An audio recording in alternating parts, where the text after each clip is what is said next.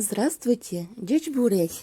Сегодня я вам представляю мастер-класс по изготовлению национального украшения удмуртов Балтасинского района – камали, в переводе на русский язык – маниста. Маниста – самое распространенное украшение национального костюма удмуртских женщин. Оно изготавливалось из золотых, серебряных монет и драгоценных камней.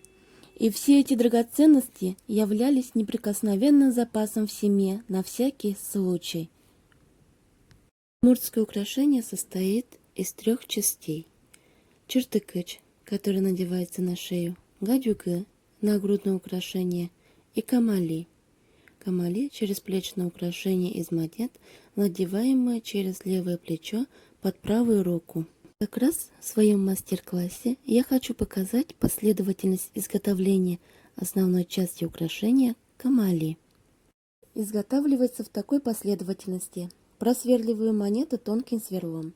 Далее раскраиваю по выкройке основу. Обрабатываю ее края кособейкой яркого цвета. Начинаю пришивать монету к основе. Шью монету в 3 ряда.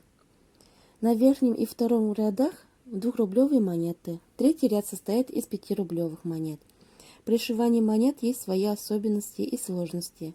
Просверленные дырочки при шитье должны оказываться под предыдущей монетой. Начинаю пришивать монеты с середины первого ряда, отступая сверху на ширине пришитой кособейки. Затем пришиваем другую половинку первого ряда, начиная с середины. Такого же правила придерживаемся при пришивании остальных рядов. Затем соединяем концы выкройки, изнаночную сторону обшиваем подкладкой для аккуратности. Камали готово. Маниста, которую сейчас я ношу, составлена вместе с бабушкой, которая меня и научила этому делу.